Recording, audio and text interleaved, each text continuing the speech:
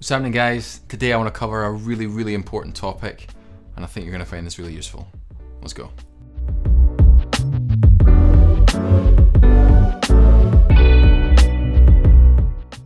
So there is an infinite amount of stuff you could possibly practice. There's an infinite amount of books, incredible amounts of resources online now. You've got lessons with private drum instructors, clinics, masterclasses, and all manner of different people on YouTube, such as myself, showing you different ideas. The whole thing here though is, how do you know what to practice? And what I want to show today is my system that's really helped me to get rid of all the noise and focus on what I really need to practice. The easiest way to think about this is as an inverse pyramid. If you flip a pyramid upside down, handy graphic over here, then you have a large end, as it were, at the top, filtering down at the bottom. So what I think about this is that the top is our large goals, the middle is our medium-term goals, and the bottom is our daily goals. Now you cannot practice effectively, and I'm gonna 100% say you cannot practice effectively unless you're able to know where you're going. To start with, the top, this top of the pyramid, that's gonna be our 5-year goals. Now I can go in really in depth. This is just gonna be a short, abridged version of this, but the 5-year goals are who you wanna be as a drummer. Think about the guys that inspire you, maybe some particular gigs that you'd like to do. For instance, if you'd love to be a Broadway drummer or a theatre drummer or a session drummer, if you'd love to be a teacher. Put those skills, those ideas, those dreams into the top section and work out what skills you don't have right now that you would need to execute those gigs or those shows.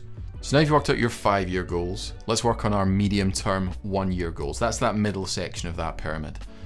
Take 2 or 3 of your absolute weakest elements, the things that you definitely cannot do on that list of things that you think you should do for the gig, and pop it in there.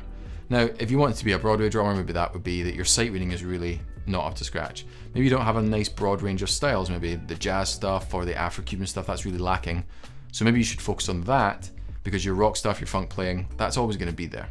If you didn't want to go and do these kind of professional gigs and you were thinking, well, I'd really love to be a creative drummer, or I'd love to have as good time as Benny Greb.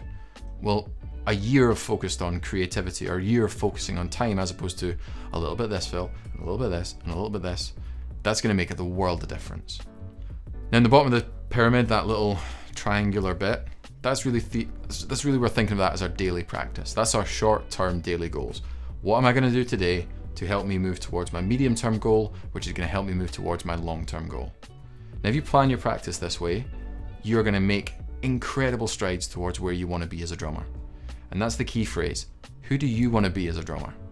Not who I think you should be, not who your teacher thinks you should be, not what the Instagram tells you should be able to do, but what do you wanna be?